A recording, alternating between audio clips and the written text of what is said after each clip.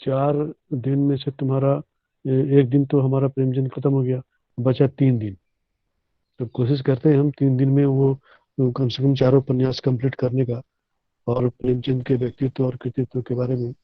उसके बाद अगर समय हुआ तो फिर पढ़ेंगे उसको, MSD 5 को। समझ में आया श्रावणी कुमारी? सर हाँ जी सर। नहीं सर, हम्म। हम्म। नहीं समझ में आया सर। नहीं तो समझना पड़ेगा। सर बहुत समझना पड़ेगा। MSD 5 अभी तक तो अब कुछ हल्का हुआ था सर। ये हल्का हो जाएगा उसको। किताब को आप, मटेरियल को आप लाइन बाय लाइन पढ़िए। लाइन बाय लाइन पढ़िए। और आपके पास रेफरेंस बुक से उसको आप देखिए, तो आसान हो जाएगा। और ये लोग 1 घंटा टाइम दिए हैं। एक काम करना, बोलना सर हमारा 12 और 13 तो नहीं हुआ, 2 दिन बढ़ा दीजिए। तो 2 दिन बढ़ा देंगे तो उसमें हम लोग करेंगे क्लास। सर हम लोग कहाँ पे बोले सर, ये भी तो भुवनेश्वर नहीं में बोल पता रहे है ना सर।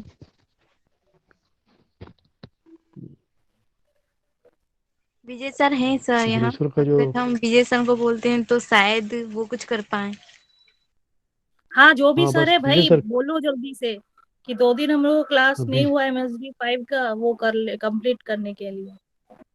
हाँ बस, वो 2 दिन हमको दीजिए, तो हम आगे बढ़ेंगे। पूजा, हाँ जी। हम्म। हाँ जरा बोल दो सर को, ठीक है। ठीक है, कोशिश करती हूँ। नहीं कर लो, जब अगर है सर वहां पर अवेलेबल तो ये बोल ही दो, कोशिश मत करो भाई। हाँ जी हाँ जी। ठीक है चलो। सर आप कीजिए सर, स्टूडेंट सब बहुत आ गए सर। नमस्ते सर। कितने 22? कितने कितने स्टूडेंट हुए? सर नमस्ते। सर आ जाएंगे नमस्ते सर, धीरे नमस्ते। धीरे आ जाएंगे। हाँ, आ जाएंगे। 24।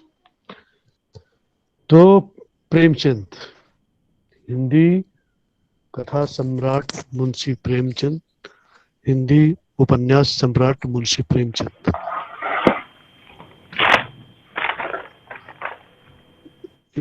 यशोदा म्यूट कर लीजिए। Sorry sir, sorry sorry. हम्म, आपके बर्तन की आवाज आ रही है। तो देखो, हम्म, आप तो फर्स्ट ईयर पढ़ चुके हैं, सेकेंड ईयर पढ़ चुके हैं। तो प्रेमचंद सबसे अलग है। और आपने आदि काल पढ़ा, भक्ति काल पढ़ा, रीति काल पढ़ा, उसके बाद आधुनिक काल में प्रेमचंद आते हैं।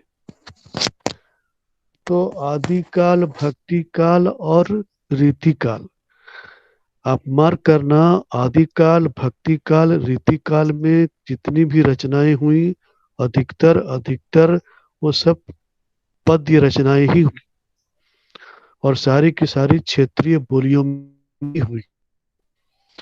तब हुआ था।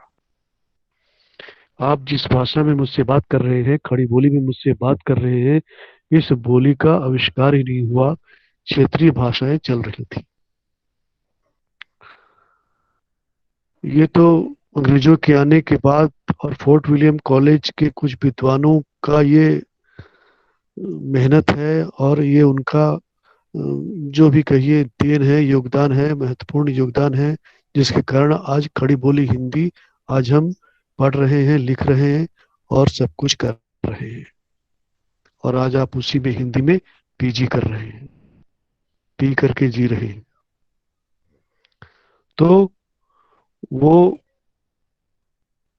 मेरे कहने का अर्थ यह हुआ कि आदिकाल, भक्ति काल, रीति काल में जहाँ केवल पद रचनाएं चल रही थी, गद्य का आविर्भाव नहीं हुआ था, लेकिन क्षेत्रीय भाषाओं में लोग लिख रहे थे, उर्दू, अरबी, फारसी में लिख रहे थे। इसलिए प्रेमचंद की जो प्रारंभिक रचनाएं थी, वे उर्दू में ही उसको उन्होंने लिखा था। इतने याद रख। और 18 अरे 18 बोल रहा हूँ, 8 अरे 31 जुलाई 1880, 31 जुलाई 1880 को उनका जन्म हुआ और 8 अक्टूबर 1936 को इनका देहांत हुआ। ये तो मुझे और बताने की आवश्यकता नहीं। हम्म, लेकिन इतना मैं जरूर कहूंगा कि आधुनिक युग में वो भारतेंदु हरिश्चंद्र का युग मतलब आधुनिक युग से प्रारंभ माना जाता है। और उसके बाद से खड़ी बोली में रचनाएं आरंभ हो गई। तो खड़ी बोली में आने के बाद प्रेमचंद भी उर्दू से हिंदी में आ गए। स्वयं उन्होंने अपने उर्दू की रचनाओं का हिंदी में अनुवाद किया। अनुवाद किया तो उनके पहले देवकी नंदन खत्री ने चंद्रकांता संतति लिखी थी। नाम लिख लेना, देवकी नंदन खत्री। देवकी नंदन खत्री। और उनकी द्वारा रचित पुस्तक का नाम है चंद्रकांता संतति। तो सर चंद्रकांता। चंद्रकांता संतति या सिर्फ चंद्रकांता लिखने से भी चलेगा। ये सीरियल के नाम से भी सीरियल भी चलता था पहले। तो थोड़ा इनका बचपन देख लेते हैं, फिर आगे बढ़ते हैं। तो बाकी बच्चों की तरह ये भी गुल्ली डंडा खेलते थे, कभी कभी फुटबॉल भी खेलते थे। आप लोग बच्चों की तरह पत्थर तोड़ के आम भी तोड़ते थे। इस तरह बच्चों के साथ ये भी खेला करती थी। बचपन में इनकी कभी कभी ये घर से पैसे भी चुरा लेते थे, खाने पीने का सामान भी चुरा लेते थे। और बचपन में इनके पुकारने का नाम नवाब राय था, स्कूल का नाम धनपत राय। तो कहे ये नाम तुमको कई जगह मिलेगा, नवाब राय भी मिलेगा और धनपत राय भी मिलेगा। तो फिर दोनों ही इन्हीं के नाम है, कंफ्यूज होने की कोई आवश्यकता नहीं। तो मतलब 13 वर्ष तक तो ये खेलते रहे, कूदते रहे। उसके बाद इनका विवाह हो गया। और स्कूल में जब ये पढ़ाई करते थे, पढ़ने के दौरान ही ये कभी कभी अपने घर के पास में एक बुक सेलर था, बुक सेलर के पास जाते और वहां बैठ करके वो भारतीय पुस्तकें पढ़ा करते थे। और जो उस बुक सेलर के पास वो जाते, बुक सेलर के पास जो किताबें आती थी, किताबें पढ़ते और वहीं से उनके मन में पुस्तकों के प्रति रुचि बढ़ती गई, लेखन के प्रति रुचि बढ़ती गई। इसी बीच उनका विवाह हो गया। विवाह हो गया, लेकिन पत्नी उतनी अच्छी नहीं मिली उन्हें। पत्नी उतनी अच्छी नहीं थी, थोड़ा उतनी सुंदर उन्हें नहीं लगी उनके मुताबिक। और स्वभाव भी उसका उतना अच्छा नहीं था। इसलिए बार बार सास बहू के झगड़े हुआ करते थे। तो सास बहू के झगड़े के कारण ये प्रेमचंद को अच्छा नहीं लगता और कुछ समय के बाद इन्होंने अपनी पत्नी को छोड़ दिया, नाता तोड़ लिया। और बाद में उन्होंने एक विधवा स्त्री शिवरानी देवी से इन्होंने विवाह कर लिया 1906 में। अब शिवरानी देवी विधवा जो थी उससे विवाह कर लिया। लेकिन परिवार चलाने के लिए पैसे तो चाहिए, बिना पैसे के तो जिंदगी का आगे नहीं बढ़ सकती। तो संघर्ष चलता रहा। उसी में उन्होंने प्रेस खोला, चरखे की दुकान भी खोली, स्कूल में पढ़ाया भी, पार्ट टाइम का काम भी करते रहे। और अपने गांव वालों के साथ गांव में बैठ करके, चौबूतरे पर बैठ करके लोगों के साथ गप्पे भी लड़ाते, हंसी ठहाके भी करते, लतीफे भी सुनाते। तो सुबह शाम यही इनका दिनचर्या रह गया। क्योंकि पिता की नौकरी डाक मुंशी की थी, तो डाक मुंशी की नौकरी के साथ साथ पिताजी जहां जहां जाते उनके साथ साथ वो भी जाते थे। तो क्योंकि पिताजी को लोग मुंशी के नाम से जानते थे, इसीलिए मुंशी का काम करते थे, इसीलिए प्रेमचंद के नाम के आगे भी मुंशी जुड़ गया। और रही बात प्रेमचंद का नाम प्रेमचंद क्यों पड़ा, ये भी एक किस्सा है, इसको भी आप सुन लीजिए। कि क्योंकि ये धनपत राय के नाम से लिखा करते थे, बहुत सारी रचनाएं इन्होंने लिखी धनपत राय के नाम से। उस वक्त अंग्रेजों का समय था, अंग्रेजों का जमाना था, और के हाँ तो काब है। हाँ गरिमा जी, सॉरी सर। तो प्रेमचंद ने एक पुस्तक लिखी, उस पुस्तक का नाम था सोजे वतन। अपनी कॉपी में लिखिए, सोजे वतन। सोजे वतन प्रेमचंद ने लिखी। तो सोजे वतन में प्रेमचंद ने, क्योंकि उस वक्त अंग्रेजों के साथ आंदोलन चल रहा था, अंग्रेजों के साथ स्वाधीनता की लड़ाई चल रही थी, अनेक लोग शहीद हो चुके थे, अनेक लोग युद्ध कर रहे थे, चारों देश में आंदोलन चल रहा था। तो इसी बीच प्रेमचंद का उदय हुआ, और प्रेमचंद ने एक पुस्तक लिखी, सोजे वतन। सोजे वतन में उन्होंने लिखा क्या, सोजे वतन में उन्होंने लिखा कि मतलब पूरी तरह से देश के ऊपर देश प्रेम की बात उन्होंने लिखी, और देश प्रेम क्या होता है, देश की भक्ति क्या होती है, किस प्रकार अपने देश से प्रेम करना चाहिए, अपनी मातृभूमि से प्रेम करना चाहिए, मातृभूमि क्या होती है, और मनुष्य का जीवन अगर है जहाँ वो रहता है तो उसका सबसे पहला धर्म होता है अपने मातृभूमि की सेवा करना, अपनी माता की सेवा करना। और इसी पर उन्होंने पुस्तक लिखी, सोजे वतन, जिसको जब ये पुस्तक अंग्रेजों के हाथ में पड़ी, तब उन्होंने देखा कि इसमें तो केवल अपनी मातृभूमि और मातृभाषा और अपनी जन्मभूमि के बारे में ही, यानी कुल मिलाकर के अंग्रेजों के खिलाफ उनके खिलाफ ये बात लगी कि ये पुस्तक तो पूरे देश में आग लगा देगी, लोग हमारे खिलाफ खड़े हो जाएंगे। और तब अंग्रेजों ने उस पुस्तक को जला दिया, उसकी सारी प्रतियां जो छपी थी उसको जला दिया, और उसके बाद वो धनपत राय की खोज में निकले, भाई पकड़ो उसको, धनपत राय को पकड़ो, कहाँ छिपा है।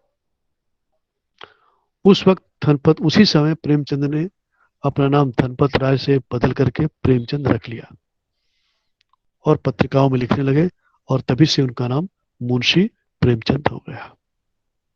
ये हुई एक बात। दूसरी बात, हमने छोड़ा था देवकी नंदन खत्री पर। तो देवकी नंदन खत्री ने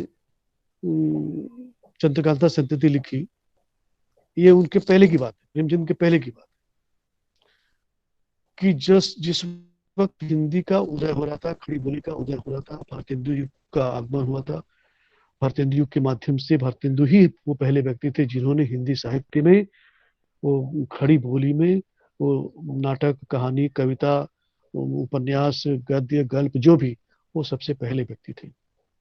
उसके बाद देवकी नंदन खत्री आए, और उन्होंने उसी खड़ी बोली में, टूटी फूटी भाषा में चंद्रकांता पुस्तक लिखी। और आपको जानकर आश्चर्य होगा कि चंद्रकांता को पढ़ने के लिए लोगों ने हिंदी सीखना आरंभ किया, यानी हिंदी के प्रचार प्रसार में चंद्रकांता का बहुत बड़ा योगदान है, और सबसे पहला योगदान है। उसके बाद भारतेंदु युग और तमाम साहित्यकार लोग आते हैं और आगे बढ़ते हैं। हिंदी धीरे धीरे वो छायावाद, योग, प्रयोगवाद, प्रगतिवाद, न जाने कैसे कैसे लोग आते हैं। इसी तो चंद्रकांता में देवकी नंदन खत्री ने लिखा क्या, उसमें उन्होंने केवल वो बनारस के पास एक जगह है चुनार, और उनका एक बहुत बड़ा इलाका था, बहुत बड़ा जंगल उनका इलाका था, उसी इलाके की घटना यहाँ पर उन्होंने चंद्रकांता में लिखी।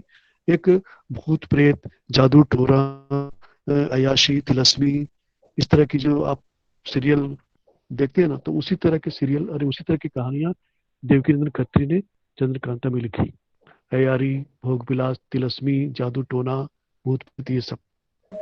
बीस और कन्या सर। हाँ, विषकन्या, 20 ये कन्या। सब। हाँ, ये सब उसमें उन्होंने लिखा।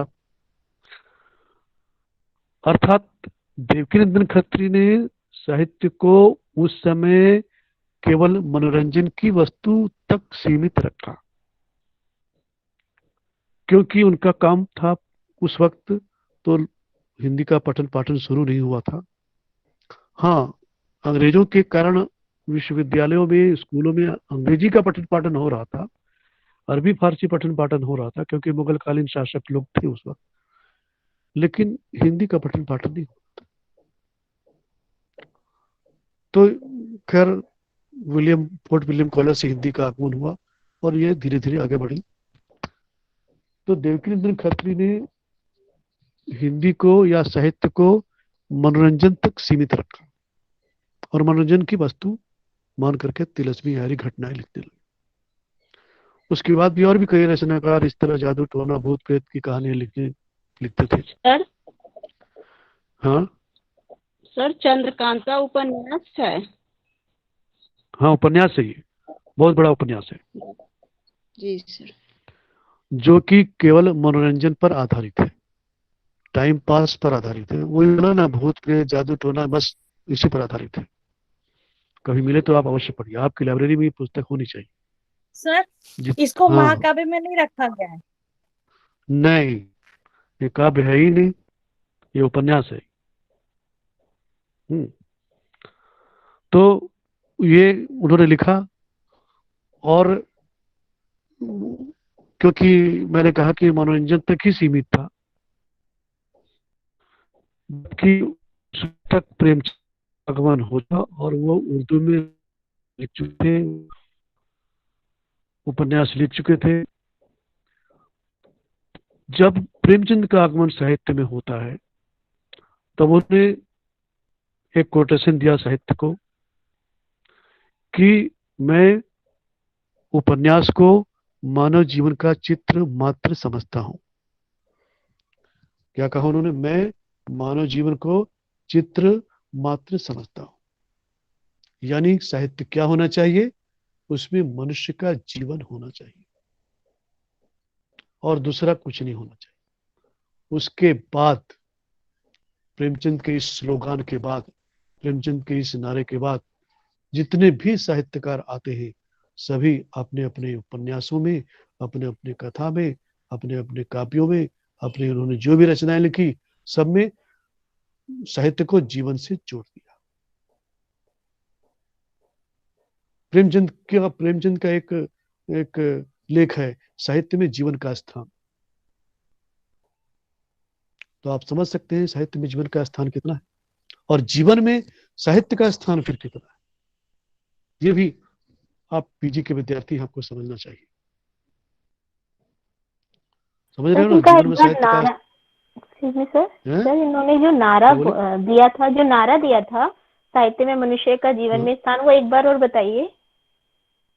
मैं मानव जीवन को, अरे मैं उपन्यास को मानव जीवन का चित्र मात्र समझता हूं, ये कोटेशन उन्होंने दिया।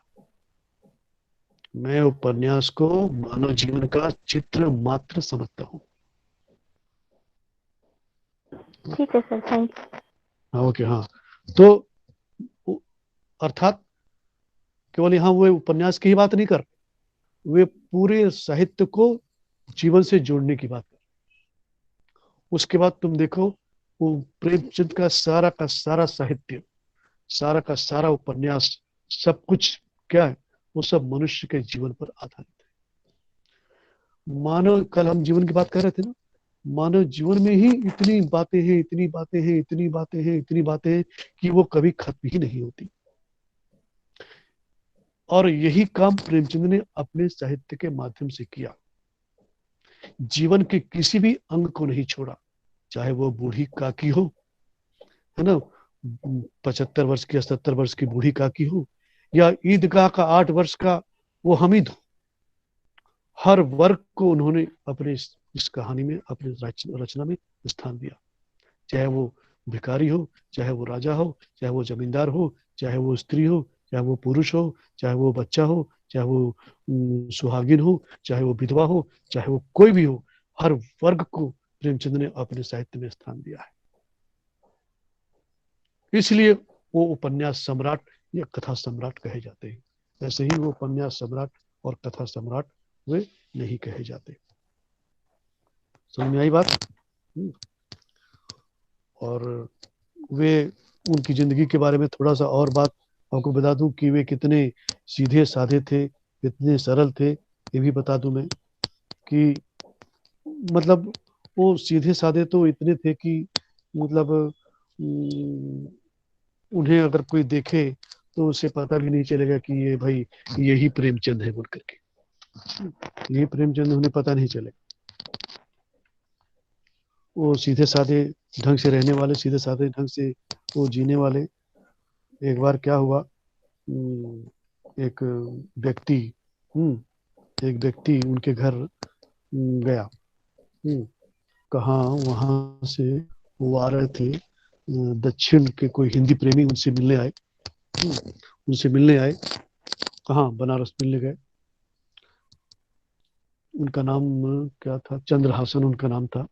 मिलने गए और उनके मकान के सामने पहुंचे, और मकान के सामने पहुंचे तो प्रेमचंद उस वक्त बड़ी बड़ी मूछें रखा करते थे। तो वो व्यक्ति अंदर देखा तो देखा कि कोई व्यक्ति बड़ी बड़ी मूछों वाला है और सीधे साधे वस्त्रों में, समझ लो बस एक धोती लुंगी ऐसी पहने थे। और पूछा उन्होंने, भाई मैं प्रेमचंद से मिलना चाहता हूँ।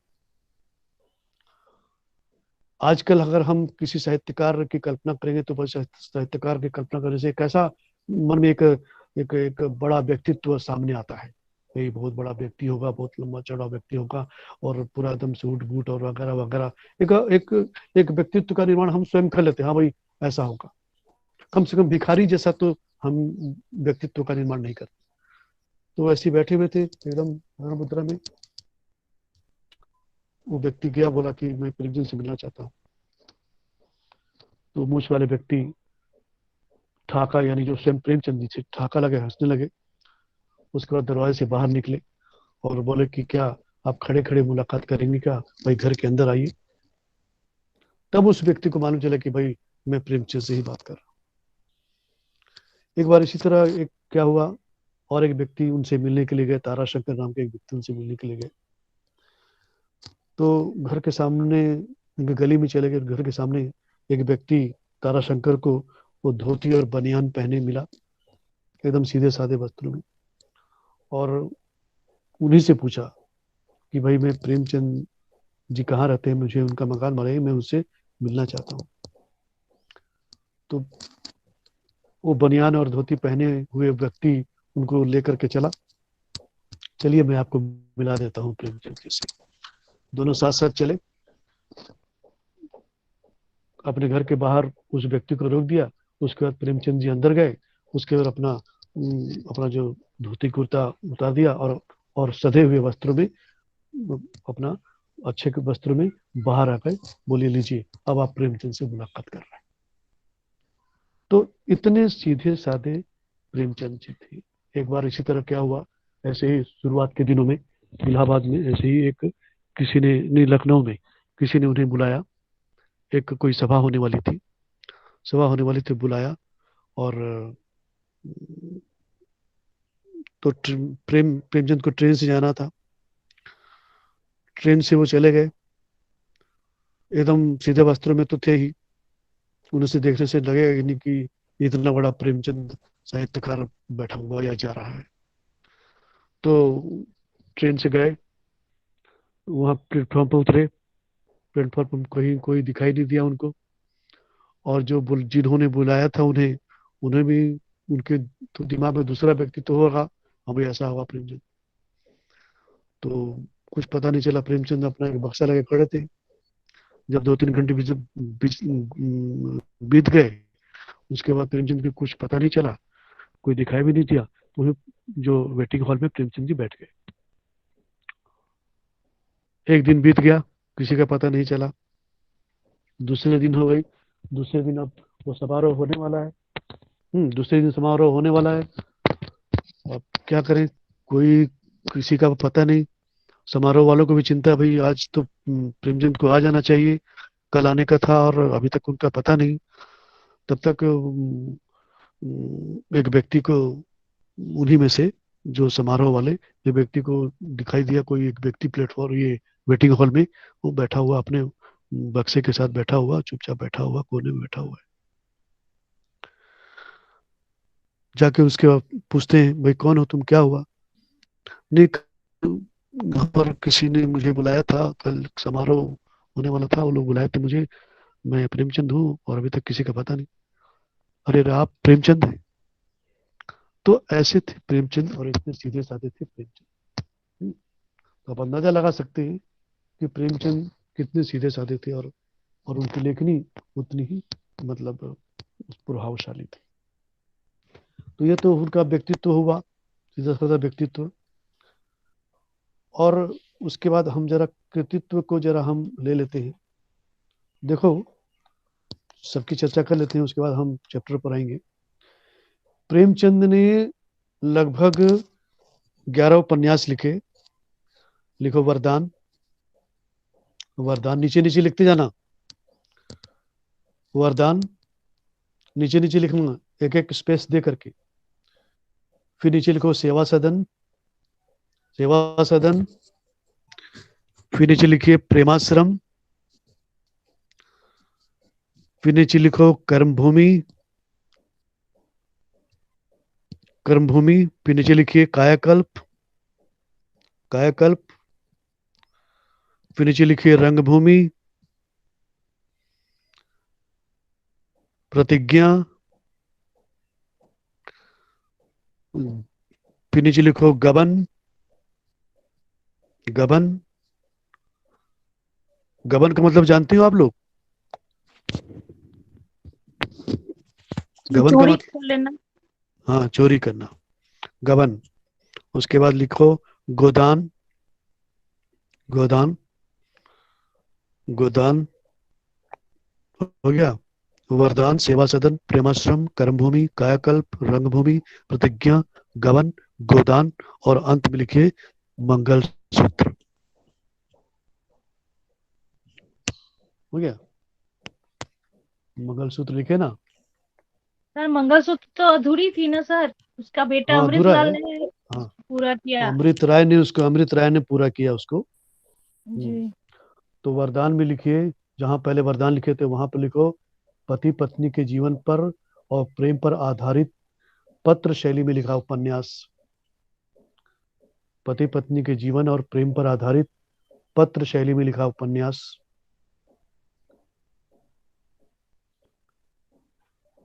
उसके बाद सेवा सदन में लिखिए दहेज सर समस्या, और एक बार बोलिए, सर और एक पति बार। पति पत्नी के जीवन और प्रेम पर आधारित पत्र शैली में लिखा उपन्यास। पुष्पांजलि स्वाई, तुम बरगढ़ से हो ना? जी सर। अच्छा अच्छा, हाँ, समझ में आया। पति पत्नी के जीवन और प्रेम पर आधारित पत्र शैली में लिखा उपन्यास। सेवा सदन में लिखिए दहेज समस्या और वैश्या समस्या।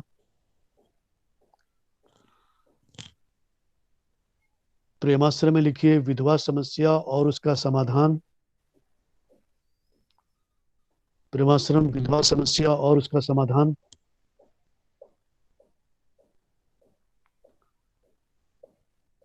प्रेमाश्रम, विधवा समस्या और उसका समाधान। प्रेमाश्रम यानी प्रेम का आश्रम, विधवाओं के लिए उन्होंने प्रेम का आश्रम का निर्माण किया, है ना? और इसीलिए उन्होंने सर सेवा सदन क्या बोलते हैं? सेवा सदन दहेज समस्या, वैश्या दहेज समस्या। और वैश्या समस्या।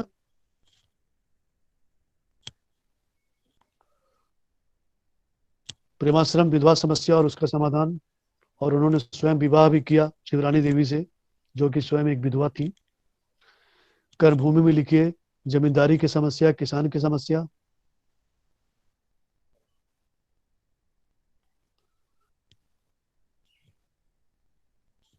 कर्म भूमि में जमींदारी की समस्या, किसान की समस्या। सामाजिक विकास, कायाकल्प में लिखिए आंदोलन, लगान वसूली, ब्रिटिश शासन का विरोध। कायाकल्प, आंदोलन, लगान वसूली, ब्रिटिश शासन का विरोध।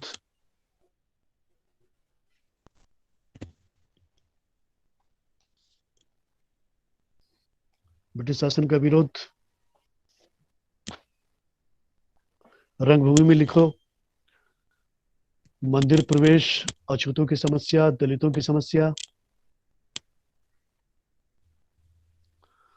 रंगभूमि में रंगभूमि में मंदिर प्रवेश, अछूतों की समस्या, दलितों की समस्या।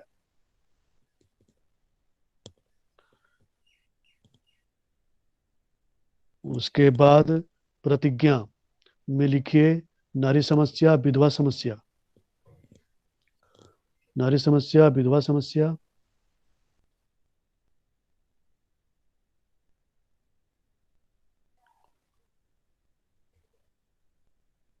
उसके बाद गबन में लिखो बेरोजगारी, संयुक्त परिवार, नारी की आभूषण प्रियता। इसकी चर्चा हम करेंगे। गबन, बेरोजगारी, संयुक्त परिवार, नारी की आभूषण प्रियता। संयुक्त परिवार, नारी की आभूषण प्रियता। उसके बाद लिखो गोदान, भारतीय किसान की जीवनी,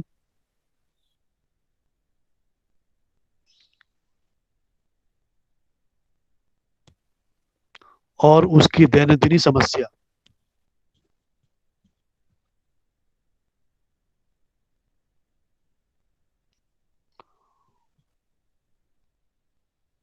उसके बाद मंगलसूत्र, ये अधूरा है फिर भी पारिवारिक जीवन पर आधारित है, जिसको उनके बेटे अमृत राय ने पूरा किया।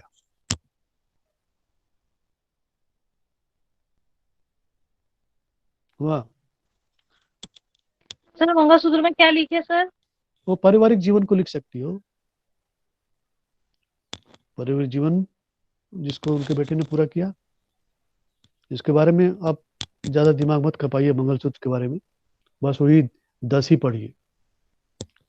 अच्छा, एक बात यहाँ पर मैं थोड़ा जोड़ना चाहूंगा आप लोगों से।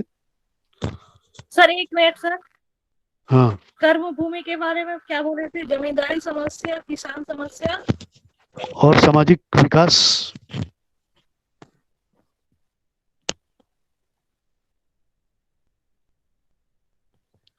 ये उनके सारे उपन्यासों का रूपरेखा है। हो गया। अच्छा, जी सर। एक बात और, आप लोग के कोर्स में केवल 4 उपन्यास है, इसका मतलब ये नहीं कि आप केवल 4 ही उपन्यास पढ़िए, आपको 10 उपन्यास पढ़ना होगा। आपकी लाइब्रेरी में प्रेमचंद के 10 उपन्यास होने चाहिए, और नहीं है तो आज ही जाकर खरीद लीजिए, नहीं तो आपको पीजी पढ़ने का कोई मतलब नहीं। ये मैं सीधे सीधे बात कर रहा हूँ। छोड़ दो पीजी और पढ़ाई छोड़ दो, अगर आपकी लाइब्रेरी में प्रेमचंद की कोई पुस्तक नहीं है तो। समझिए बात को, केवल डिग्री के लिए पढ़ाई करनी नहीं होती है, कुछ जानने के लिए भी, कुछ पढ़ने के लिए भी, कुछ ज्ञान के लिए भी पढ़ना जरूरी होता है। कल हम बात, मेरी बात समझ में आ रही? तो क्या बोल रहा हूँ? जी सर। जी सर। अगर आपकी लाइब्रेरी में प्रेमचंद की किताब नहीं है तो आज ही जाकर के 10 किताब खरीद लीजिए। कल तो आप टीचर बनेंगे, लेक्चर बनेंगे, प्रोफेसर बनेंगे, तो जब आप पढ़े नहीं रहेंगे तो पढ़ाएंगे क्या? आलू प्याज। इसलिए आज ही आप प्रेमचंद के साहित्य को अपने पास में रखिए। केवल मटेरियल रखने से कुछ नहीं, डिग्री तो आपको मिल जाएगी, लेकिन जरा आप उसके अंदर जा करके देखिए जरा कि प्रेमचंद को सम्राट क्यों कहा जाता है। सम्राट मतलब समझते हो ना, सम्राट का अर्थ क्या होता है? किंग, राजा सर। राजा है, किंग। राजा कथा सब है ना, कथाओं का राजा है, उपन्यासों का राजा है। आखिर क्यों कहा गया उसको राजा? ये तभी मालूम होगा जब आप उसमें उसके सारे उपन्यासों को रखेंगे। कल हम एक बात कर रहे थे, अरिस्टोटल की ट्रेजेडी की बात कर रहे थे, है ना, बात कर रहे थे ना, अरिस्टोटल की ट्रेजेडी, यानी जीवन में जितनी ट्रेजेडी होगी आपको जीवन उतना ही आनंददायक होगा। और प्रेमचंद का साहित्य समूचा का समूचा A to Z सारा का सारा वो सब क्या है, वो ट्रेजेडी पर ही आधारित है, समझे, त्रासदी पर ही आधारित है। किसकी त्रासदी? जीवन की त्रासदी पर आधारित। इसलिए प्रेमचंद का साहित्य आज उन्नत साहित्य और उच्च कोटि का साहित्य और विश्व के साहित्य में उच्च कोटि का माना जाता है। और प्रेमचंद का ही साहित्य ही एक ऐसा साहित्य जो कि विश्व के सभी भाषाओं में उसका अनुवाद हुआ है, और गोदान का तो लगभग विश्व की सारी भाषाओं में अनुवाद हुआ है।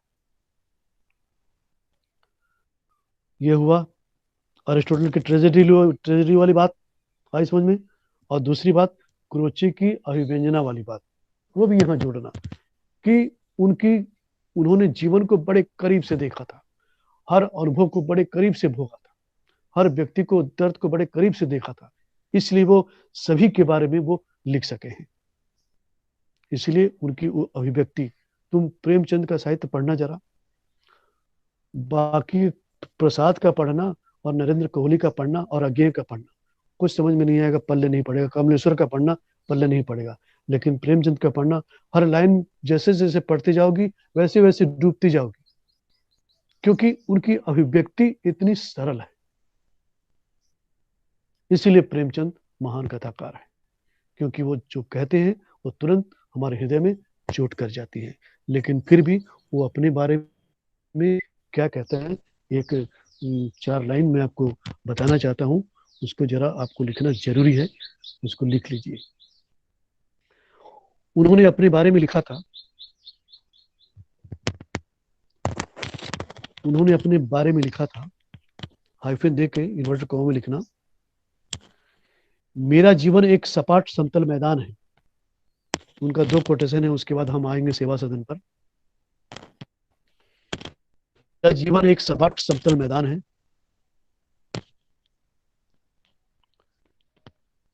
जिसमें कहीं कहीं गड्ढे तो हैं। मेरा जीवन एक सपाट समतल मैदान है जिसमें कहीं कहीं गड्ढे तो हैं, पर टीलों पर्वतों, मेरा जीवन एक सपाट समतल मैदान है जिसमें कहीं कहीं गड्ढे तो हैं, पर टीलों पर्वतों घने जंगलों गहरी घाटियों और खंडहरों का स्थान नहीं। मेरा जीवन एक सपाट समतल मैदान है जिसमें कहीं कहीं गड्ढे तो हैं, पर टीलों पर्वतों घने जंगलों गहरी घाटियों और खंडहरों का स्थान नहीं। जो सज्जन पहाड़ों की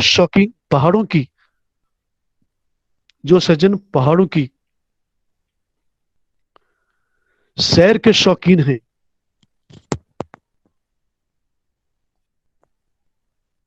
उन्हें तो यहां निराशा ही होगी। उन्हें तो यहां निराशा ही होगी।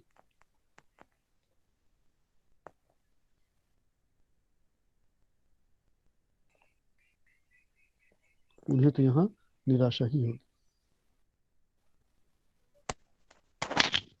लिखे, ये कोटेशन है उनका, याद रखना। दूसरा कोटेशन लिखो, मतलब अपने कर्मभूमि में वो अपनी बात एक पात्र के माध्यम से वे बोलते हैं, उसको लिखो। जिंदगी की वह उम्र जब इंसान को मोहब्बत की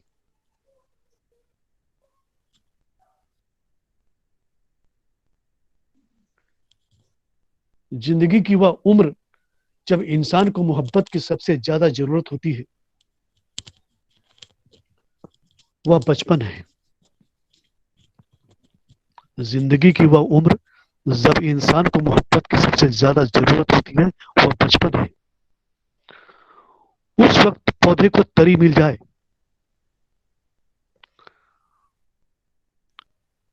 सर उस वक्त पौधे को तरी मिल जाए।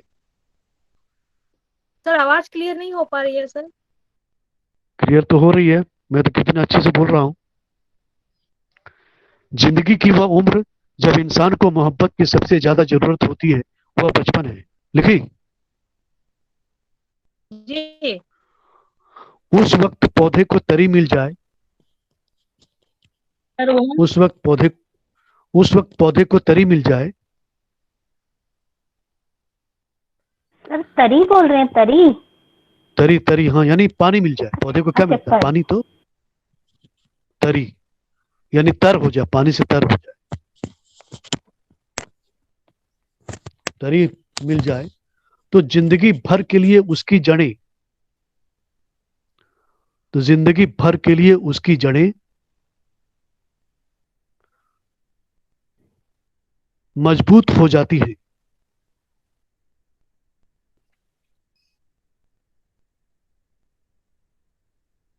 जिंदगी भर के लिए उसकी जड़ें मजबूत हो जाती हैं। उस वक्त खुराक न पाकर, उस वक्त खुराक न पाकर उसकी जिंदगी खुश्क हो जाती है। उस वक्त खुराक न पाकर उसकी जिंदगी खुश्क हो जाती है। मेरी माँ का उसी जमाने में देहांत हुआ।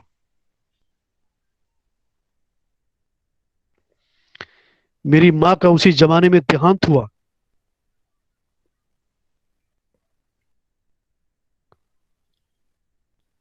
और तब से मेरी रूह को खुराक नहीं मिली। मेरी माँ का उसी जमाने में देहांत हुआ और तब से मेरी रूह को खुराक नहीं मिली।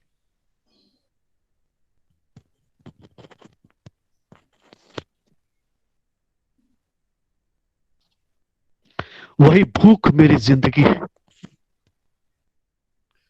वही भूख मेरी जिंदगी है।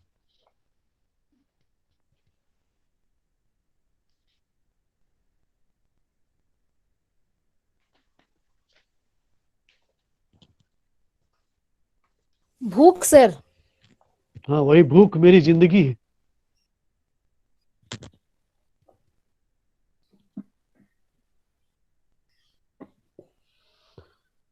भाई बात समझ में?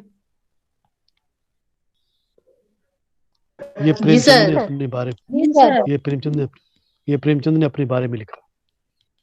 गर्म भूमि में अमरकांत के माध्यम से उन्होंने अपने मन की बात कही। क्योंकि साहित्यकार जितना भी वो लिखता है, रचता है, कविता लिखता है, कहानी लिखता है, उपन्यास लिखता है, जो भी लिखता है, वो सब क्या है? उसके मन की चिंतन है, उसके मन की व्यथा है, उसके मन की कथा है, उसके मन में जो भी उथल पुथल चल रहा है, वो उसकी बेचैनी को ही वो कथा के माध्यम से और शब्दों के माध्यम से वो व्यक्त करता है, और दूसरा कुछ नहीं। सर ईदगाह में भी लगता है उनके प्रेमचंद के मन की बात है उसमें, वो बच्चे बिल्कुल। के जरिए कहते हैं। हाँ, बच्चे क्योंकि उनकी माँ नहीं थी, जी उनको सर। दादी माँ का प्यार मिला। तो दादी माँ का प्यार मिला तो वहां पर वो बच्चा मतलब एक बड़े व्यक्ति, बड़े बुजुर्ग का वो रोल वहां पर अदा करता है।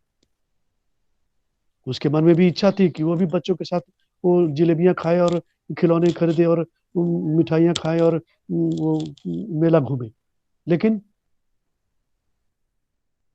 वो चिमटा खरीदता है। मात्र 3 पैसे का वो चिमटा खरीदता है। और क्यों? क्योंकि उसने देखा, किसने?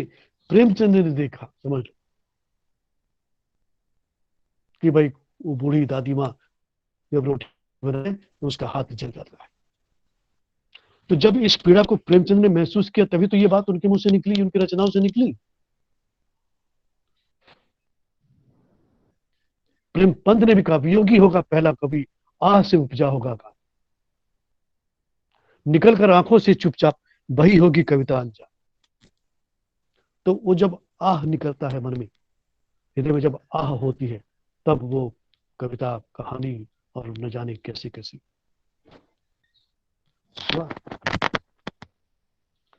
लिखो। तुम्हारा सेवा सदन पर अब आ जाइए। सेवा सदन में तुम्हारे कोर्स में क्या है? सेवा सदन में है तुम्हारा अंतर्वस्तु विश्लेषण, शिल्प रचना और नयिका। तो इसको जरा मैं आपको शॉर्टकट में इसकी कहानी को आप जरा हाथ जल्दी से चलाइए और उसको आप लिख लीजिए।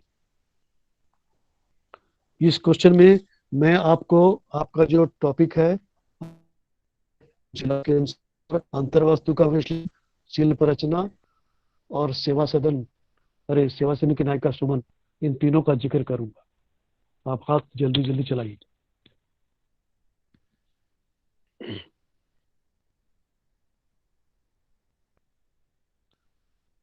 सेवा सदन उपन्यास में यद्यपि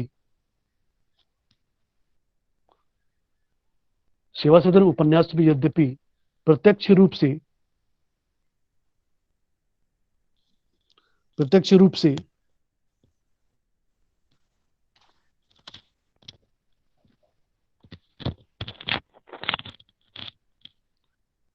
दहेज की समस्या, समाज की झूठी नैतिकता, पाखंड, रूढ़िवादिता आदि अनेक प्रश्न आए हैं।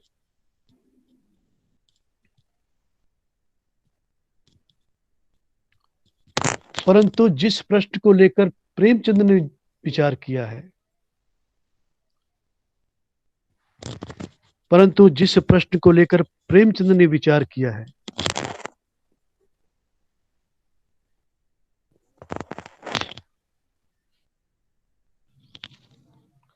वह है विधवाओं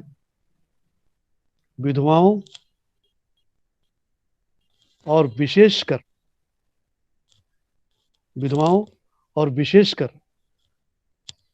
वेश्याओं के सुधार और आर्थिक निर्वाह का प्रश्न।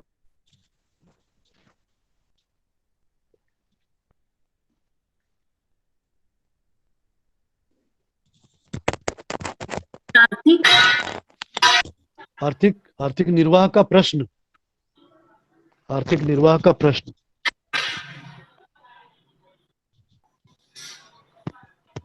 हो गया? सर आर्थिक निर्वाह का प्रश्न। कथानक में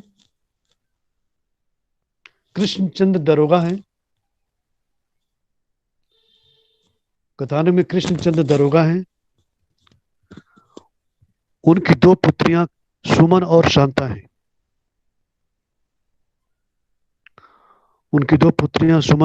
हैं। उनकी पत्नी का नाम गंगाजली है।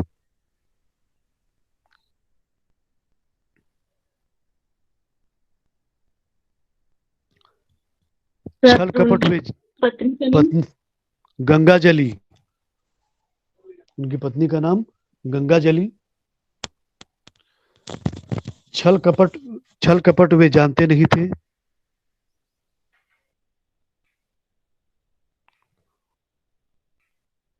न ही कभी घूस लेते थे।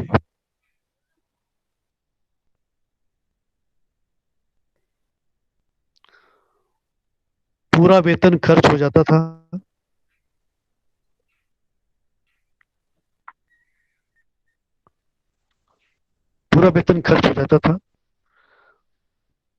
अपनी बेटियों की हर इच्छा को पूरा करने का प्रयास करते।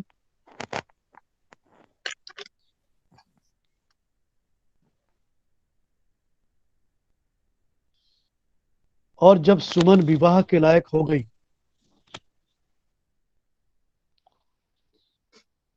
तब उनके पास कुछ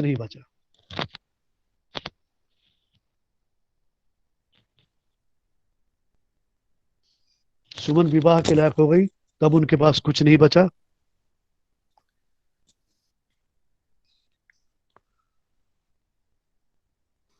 विवश होकर महंत रामदास से 3,000 रुपए घूस लेने पड़े।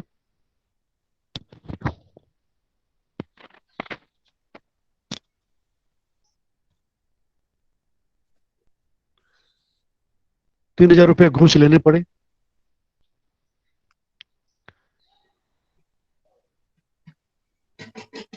क्योंकि घूस लेने की कला में वे माहिर नहीं थे।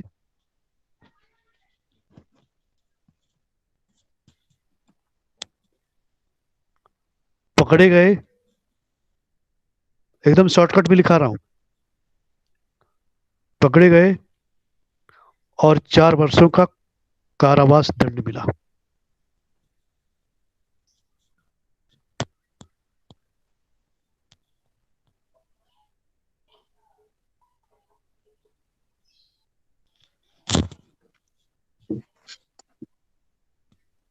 आर्थिक विषमताओं के कारण सुमन का विवाह आर्थिक विषमताओं के कारण सुमन का विवाह गजाधर प्रसाद नामक 15 रुपए के क्लर्क से हो गया। आर्थिक चिंता ओके। कारण सुमन का विवाह आर्थिक विषमताओं के कारण सुमन का विवाह गजाधर प्रसाद नामक 15 रुपए के क्लर्क से हो गया, जो सुमन से आयु में कहीं बड़ा था। सर 15 रुपए के क्लर्क में मतलब? 15 रुपए के क्लर्क से हो गया, जो सुमन से बड़ा था।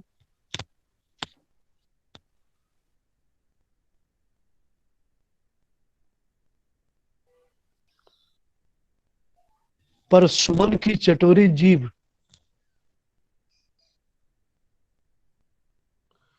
पर सुमन की चटोरी जीभ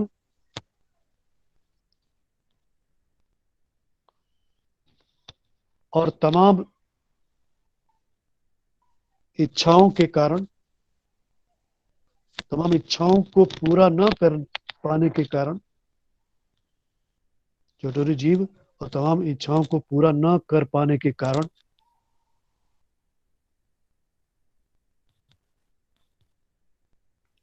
सुमन और गजाधर का वैवाहिक जीवन विषमय हो गया।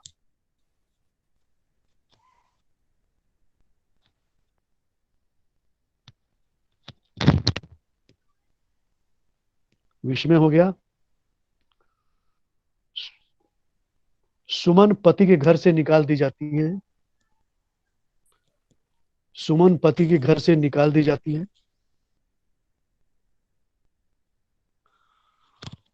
और वकील पद्म सिंह के यहां पहुंचती है।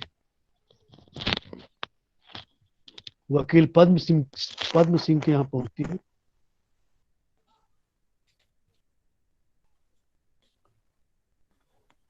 वे भी उसे शरण न दे सके। वे भी उसे शरण न दे सके।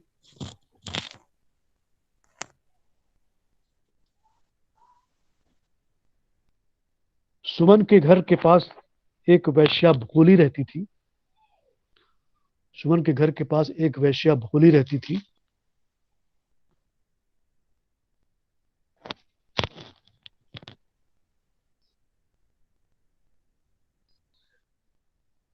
उसका नाम क्या बोले सर?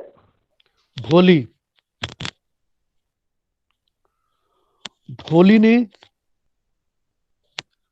सुमन की स्थिति का फायदा उठाया।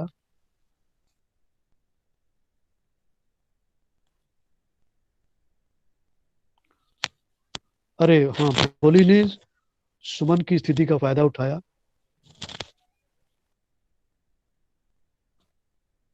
फलस्वरूप सुमन भी वैश्या बन गई। फायदा उठाया। फलस्वरूप सुमन भी वैश्या बन गई।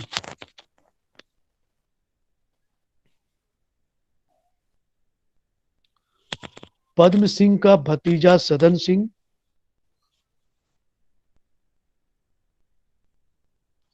सुमन के पास आने जाने लगा।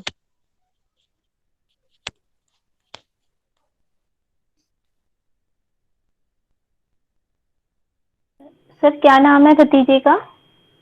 सदन सिंह। सदन सिंह। सुमन के पास आने जाने लगा और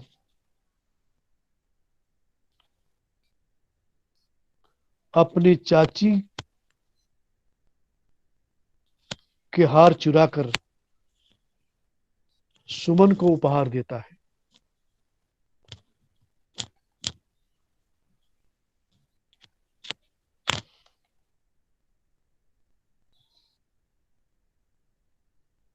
जिसे वह पद्म सिंह को लौटा देती है।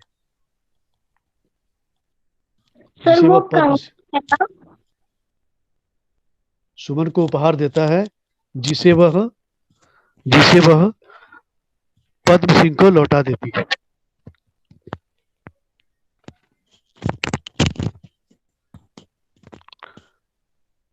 सुमन के पैराग्राफ चेंज करना। सुमन के वैश्या बन जाने से,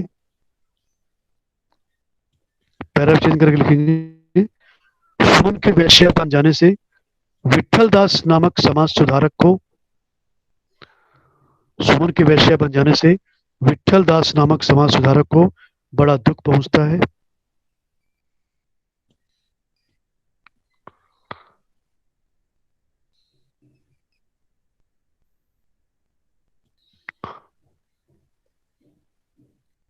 वह सुमन को उस जीवन से बाहर निकलना चाहता है।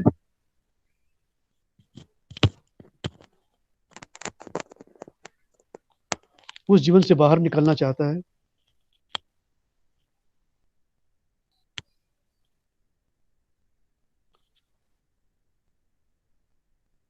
पर सुमन नारी जीवन की विशेष विवशताओं को पर सुमन नारी जीवन की विवशताओं को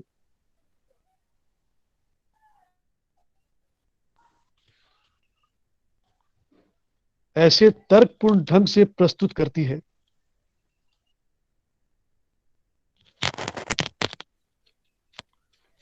कि विट्ठल दास कुछ भी उत्तर नहीं पाते, कि विट्ठल दास कुछ भी उत्तर नहीं दे पाते।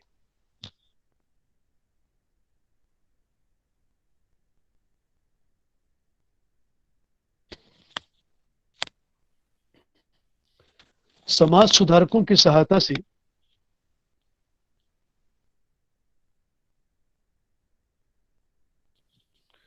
विधवाश्रम नामक संस्था चल रही थी।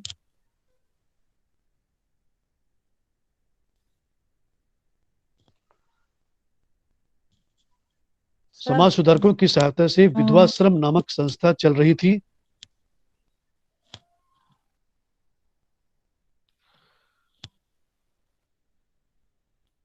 सोच विचार के बाद यह तय हुआ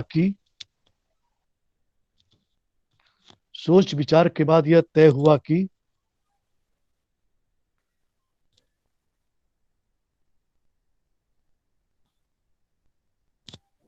वैश्यालय छोड़कर सुमन इस विधवाश्रम में आ जाए।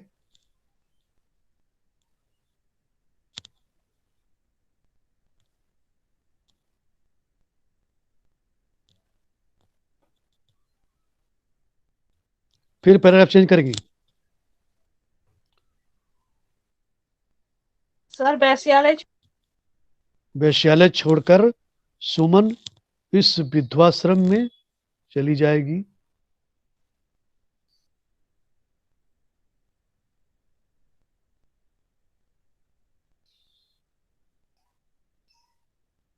हो गया? पैराग्राफ चेंज कीजिए।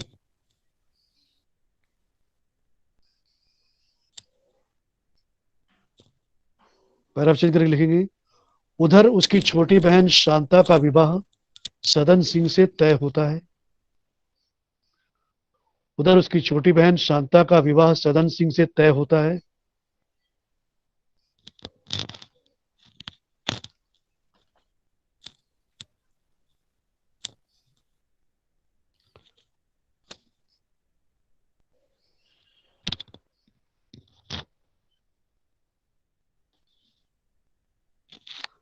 बारात आती है, पर विरोधियों ने सुमन को लेकर ऐसा प्रचार किया कि बारात आती है, पर विरोधियों ने सुमन को लेकर ऐसा प्रचार किया कि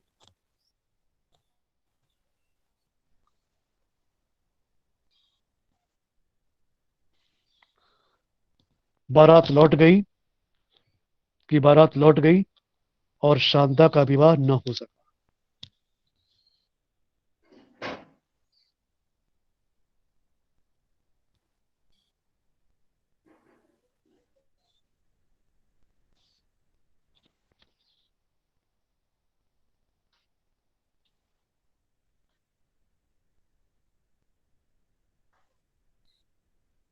एक दिन क्वींस पार्क में सदन सिंह ने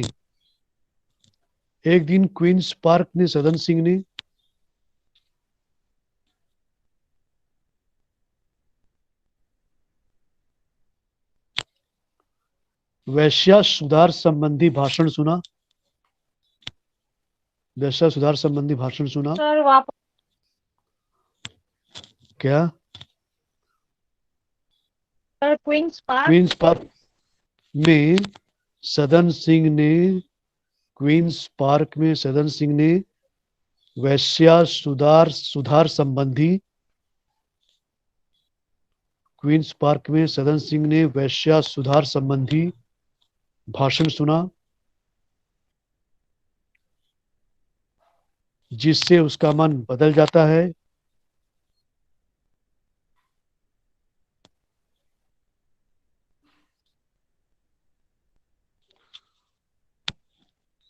वह सुमन की याद तो भुला नहीं पाता,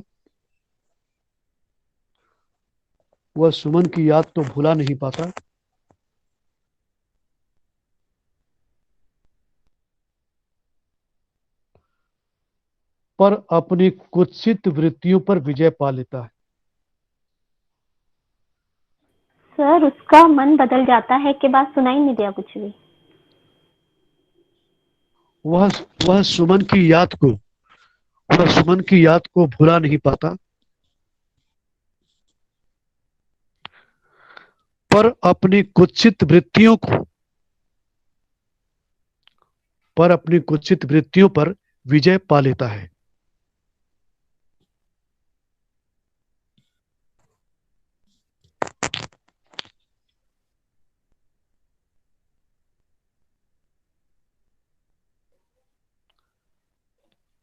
पैरा चेंज कीजिए फिर। हाँ, सर एक मिनट सर, कौन सी वृत्ति? कुत्सित वृत्तियों पर विजय पा लेता है।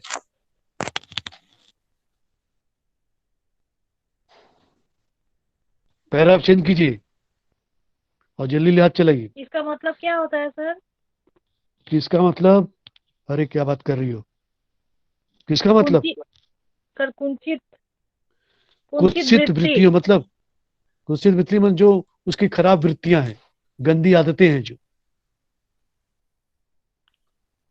समझ में आई बात? गंदी आदतें, गलत जी सर। आदतें। पैराग्राफ चेंज कीजिए, लास्ट पैराग्राफ। कहानी समझ में आ रही तो धीरे धीरे।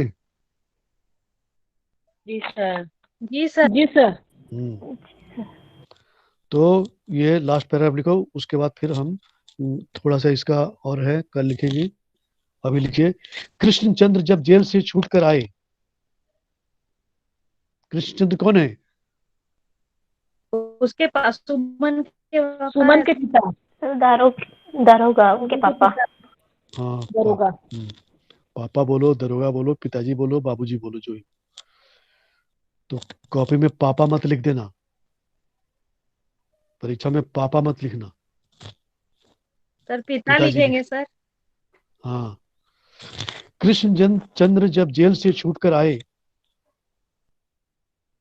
तो सुमन और शांता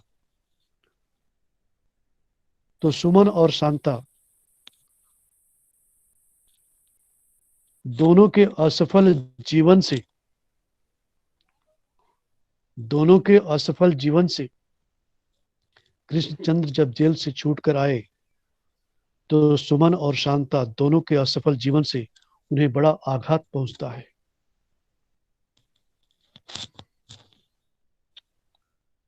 आघात पहुंचता है। वे आधी रात को घर छोड़कर निकल जाते हैं। वे आधी रात को घर छोड़कर निकल जाते हैं। रास्ते में उनकी भेंट एक साधु से हो जाती है।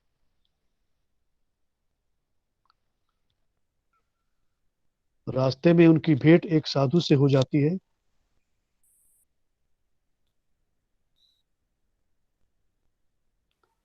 जो स्वयं गजाधर बाबू थे। ये जो स्वयं गजाधर ही था।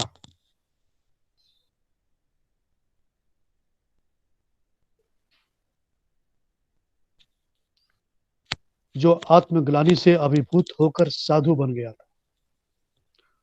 जो आत्मग्लानि से अभिभूत होकर साधु बन गया था।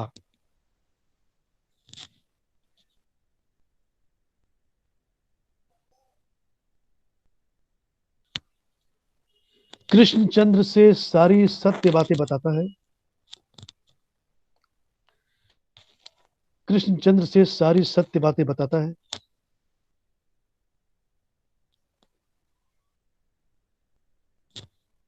कृष्णचंद्र सारी सत्य बातें बताता है।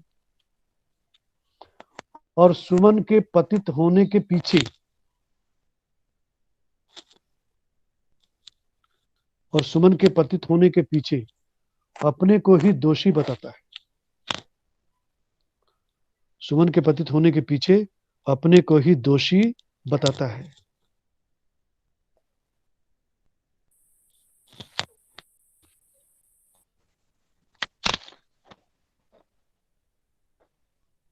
कृष्णचंद्र का बोझ कुछ हल्का होता है,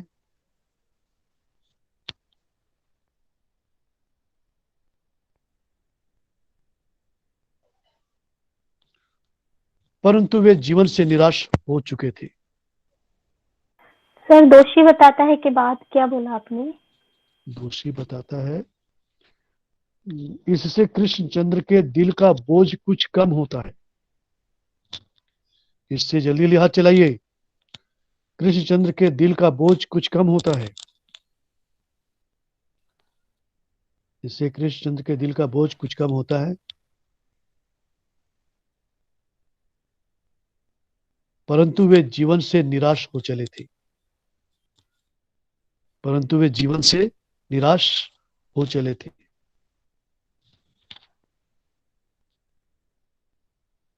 गजाधर बाबू के सो जाने के बाद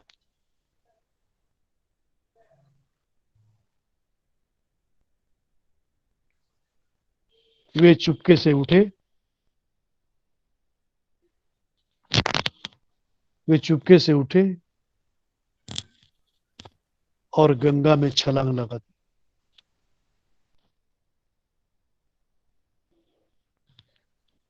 गंगा में छलांग लगा दी मतलब क्या? छलांग लगा दी और डूबकर मर गए।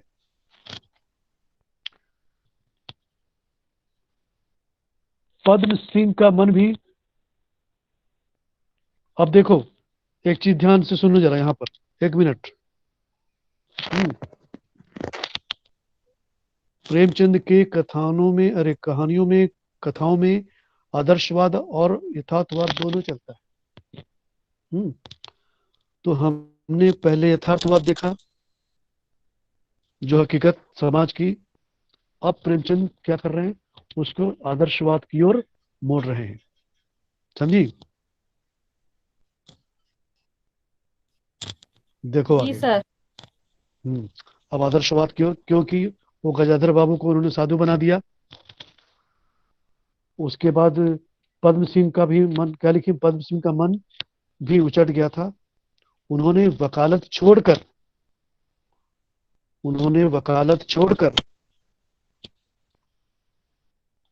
समाज सुधार और धर्म संबंधी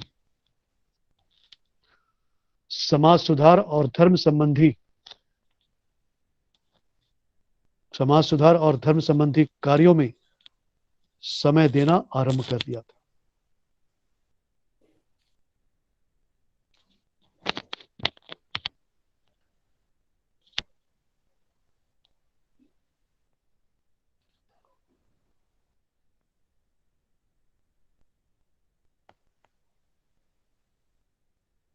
शांता ने उन्हें अपना धर्म पिता कहकर संबोधित किया।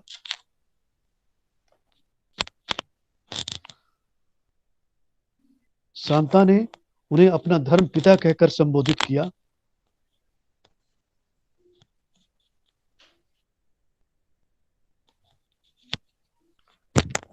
विठल दास के परामर्श से विठल दास के परामर्श से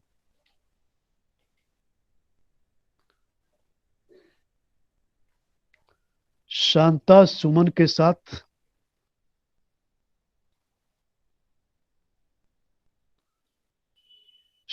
सुमन के साथ विधवाश्रम में रहने लगती है। शांता सुमन के साथ विधवाश्रम में रहने लगती है।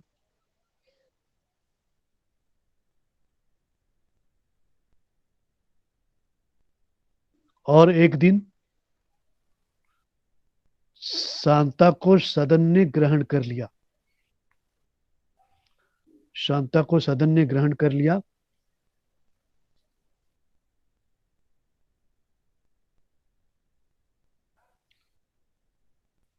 जबकि सुमन एक अनाथालय की शिक्षिका बन जाती है।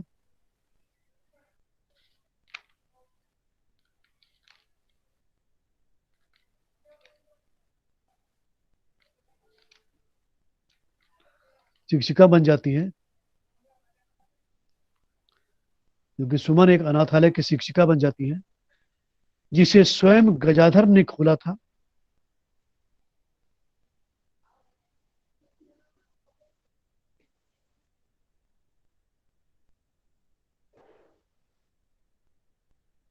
और उसकी देखरेख किया करते थे।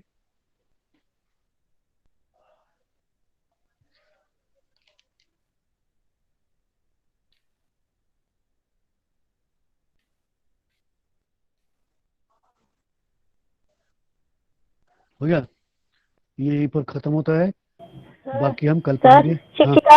शिक्षिका बन जाती है, उसके बाद थोड़ा सा छूट गया, आपकी आवाज बीच में पता नहीं गायब हो जाती है। उसके बाद आवाज मेरी अंतर ध्यान हो जाती है।